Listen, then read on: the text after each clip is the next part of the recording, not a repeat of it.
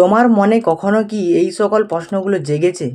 তুমি যদি class 12 third semester অর্থাৎ সেপ্টেম্বর মাসে যদি সেমিস্টার 3 এক্সাম দিতে চাও, মানে দিতে যাচ্ছ, তাহলে নিশ্চয়ই তোমার মনে কিন্তু এই সকল প্রশ্নগুলো জাগবে। কি না, ওএমআর শিট ফুটো হলে কি হবে? ওএমআর শিটটা কম্পিউটারে দেখা হবে, তোমরা সকলেই জানো সেটা কিভাবে দেখা হবে। গোলের বাইরে ওএমআর শিট কিন্তু যে একটা নির্দিষ্ট ঘর থাকে, ওই ঘরের বাইরে যদি চলে যায় দাগরা, তাহলে কি হবে? ভুল অপশনে দাগ দিলে পরবর্তী সময় আমরা কি করব? এই সকল প্রশ্নগুলি যদি তোমার মনে ঘুরপাক খায়, তবেই তুমি ভিডিওটা ফুল ওয়াচ করো, নচেত টাইম নষ্ট না করে পড়তে যাও। সামনেই কিন্তু তোমার এক্সাম হতে চলেছে। তাই আমি তোমাদের সাথে রয়েছি মাদ্রাসা এডুকেশন, এবং আজ আমি ক্লাস 12 সেমিস্টার 3 যে তোমাদের ওএমআর শিটে এই সকল যে প্রশ্নগুলো তোমার যে মনের ভাবটা রয়েছে, সেই সকলটা ক্লিয়ার করার জন্য আমি কিন্তু এই ভিডিওটা তৈরি করছি। কাজে তোমরা ভিডিও স্কিপ না করে প্রথম থেকে শেষ অবধি দেখো। চ্যানেল যদি নতুন হয়ে থাকো সেটা সাবস্ক্রাইব করে পাশে থেকো, আর যারা সাবস্ক্রাইব করো তাদেরকে অসংখ্য ধন্যবাদ। সো বেশি না কথা বাড়ি আজকে ভিডিওটা শুরু করা যায়।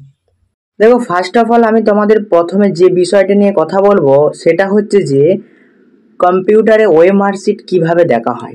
ওএমআর শিট তো কম্পিউটারে দেখা হবে, আমরা সকালে কিন্তু জেনে গেছি, এবং এটা এখানে কিভাবে দেখা হয়। দেখো, মূলত কম্পিউটারে ওএমআর শিট দেখা হয়।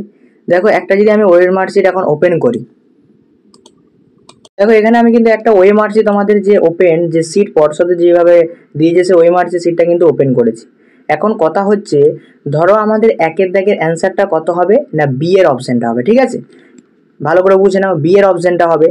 যেহেতু বি এর অপশানটা হবে, সেহেতু ধরো তুমি বি এর অপশানটা কি করলে, ধরো পূর্ণ করে দিলাম। ধরো আমি বি এর অপশানটা এখন ধরো পূর্ণ করে দিলাম।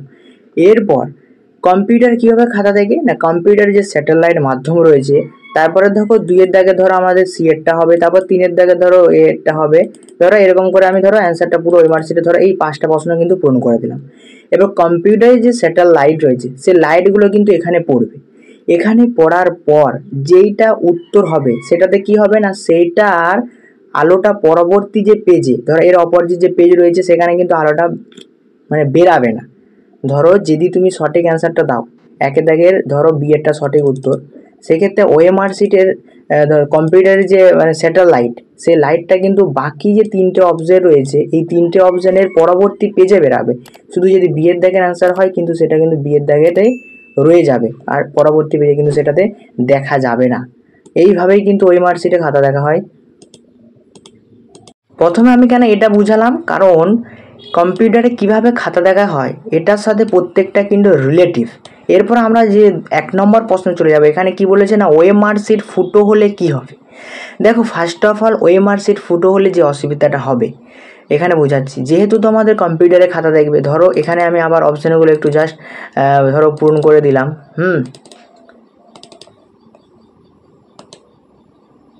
পূরণ করে দিলাম, তাই তো। এরপর ধরে নাও যে তোমাদের এখানে এর দাগের অপশানটা ফুটো হয়ে গেছে। ঠিক আছে, ধরো এর দাগের এর অপশানটা অ্যান্সার, কিন্তু সঠিক উত্তরই করেছো, কিন্তু ফুটো হয়ে গেছে পূরণ করতে করতে। যেহেতু স্যাটেলাইট কম্পিউটার স্যাটেলাইটের মাধ্যমে কিন্তু উত্তর তোমাদের যাচাই করা হবে, সেক্ষেত্রে আমি আগেই বলে দিয়েছি যেগুলো অপশানে অর্থাৎ যেটা উত্তর হবে না সেটাতে আলোটা পরবর্তী পেজে দেখা যাবে, ওই অপশানের মাথায় ঢুকিয়ে নাও।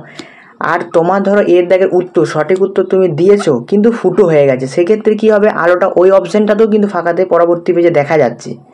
ওই জন্যই কম্পিউটার কিন্তু ডিটেক্ট করে ফেলবে, বা ওই স্যাটেলাইট ডিটেক্ট করে ফেলবে যে এটাতে হয়তো কি হবে না, প্রশ্নটা ভুল বলে কিন্তু গণ্য করা হবে। অর্থাৎ তোমার পরীক্ষা বাতিল হবে না, কিন্তু ওই প্রশ্নটাতে কিন্তু কোনো নাম্বার তুমি পাবে না।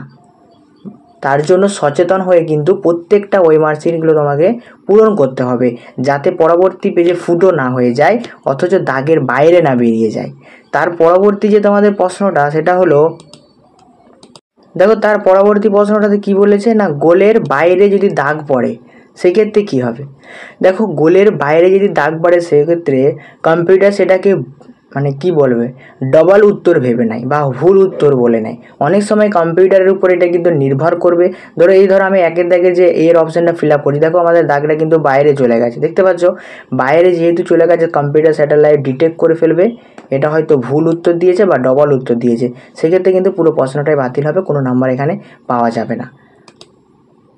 দেখো তার পরবর্তী যে প্রশ্নটা এখানে কি বলা হয়েছে, যদি আমরা ওই মার্কশিট অনেক সময় কি হয় না ভুল অপশনে দাগ দিয়ে ফেলি তাড়াহুড়োর সময়। ধরো জাস্ট একটা এক্সাম্পল, ধরো 5-এর দাগে আমাদের এর অ্যান্সারটা হবে, কিন্তু ভুল করে আমি প্রথমে বি দিয়ে দিই, তারপর আবার পরবর্তী সময় এ দাগ দিয়ে দিই, ভাবি হয়তো এটাতে কিন্তু নাম্বার দিয়ে দেবে। এটা নাম্বার দিত স্কুলে যদি খাতা দেখতো, স্কুলে যখন তোমাদের যে খাতা দেখেছে ক্লাস 11 ফার্স্ট সেমিস্টারটা, সে স্কুলের স্যার খাতা দেখেছে, অনেক সময় ওই মার্কশিটও মানে রুমের মধ্যে পাওয়া গেছে। বাট এবারে কিন্তু পর্ষদের থেকে সবসময় কিন্তু নিয়ম অনুযায়ী কিন্তু সব কাজ করতে হবে, কোনো বাড়তি ওই মার্কশিট বা কোনো কিছু কিন্তু দেওয়া যাবে না।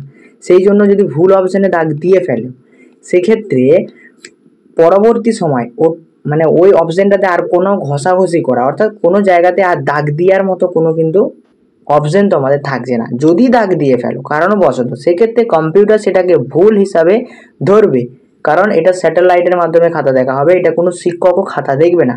তুমি জানো এটা সঠিক উত্তর, বাট কম্পিউটার স্যাটেলাইট কিন্তু সেখানে কারো কথা শুনে কাজ করে না। সেক্ষেত্রে ভেবেচিন্তে প্রত্যেকটা উত্তর কিন্তু তোমরা দেওয়ার চেষ্টা করবে। তো সর্বশেষ আমি যে প্রশ্নটাই আলোচনা করব সেটা হচ্ছে যে পরীক্ষা কি বাতিল হবে। দেখো এক্ষেত্রে আমি যে 4টে ভুলের কথা তোমাদের বললাম, এগুলো অনেকের ভুল হয় আবার অনেকের ভুল হয় না। জাস্ট একটা মনের মধ্যে সন্দেহ তোমাদের কিন্তু সকালে থেকে থাকে, জাস্ট সেটারই কিন্তু একটা উত্তর তোমাদের খুঁজে দিলাম। এক্ষেত্রে পরীক্ষা কিন্তু কোনো বাতিল হবে না, পরীক্ষা বাতিল হবে না, কিন্তু প্রশ্ন কিন্তু বাতিল হয়ে যাবে যদি এই ভুলগুলো করো। পর্ষদের যদি তোমাদের পরবর্তী যে ওএমআর অ্যাডমিট কার্ড দিয়েছে, সেই অ্যাডমিট কার্ডের নিয়ে একটা সম্পূর্ণ ভিডিও আমি আলোচনা করেছি, কী কী নিয়মগুলো বলেছে, যদি তোমরা একটু ফলো করো। সেখানে পর্ষদ কিন্তু বলেই দিয়েছে যদি ওএমআরসির কোথাও ভাঁজ হয়ে যায় বা ফুটো হয়ে যায়, সেক্ষেত্রে কিন্তু পরীক্ষা বাতিল হবে। কিন্তু যদি ওএমআরসিতে কোনো ফুটো হয় বা ডবল দাগ পড়ে যায়, এক্ষেত্রে প্রশ্ন বাতিল হবে, পরীক্ষা কিন্তু ক্যান্সেল তো আমাদের হবে না। তাই একটু ভেবেচিন্তে কিন্তু তোমরা প্রত্যেকটা প্রশ্নের অ্যান্সার কিন্তু দেওয়ার চেষ্টা করবে। বেস্ট অফ লাক পরবর্তী এক্সামের জন্য। আর তাছাড়াও সেমিস্টার 3 কিন্তু প্রত্যেকটা সাবজেক্টের প্রায় সাজেশান দেওয়া হয়ে গেছে, যারা দেখোনি অবশ্যই ভিডিওগুলো দেখে নিতে পারো। কীরকম লাগলো অবশ্যই কমেন্ট করে জানিও, আর বন্ধুদের সাথে বেশি বেশি করে শেয়ার করে দিও। তো বাই, আবার নেক্সট ভিডিও তোমার সাথে কিন্তু আমার দেখা হচ্ছে।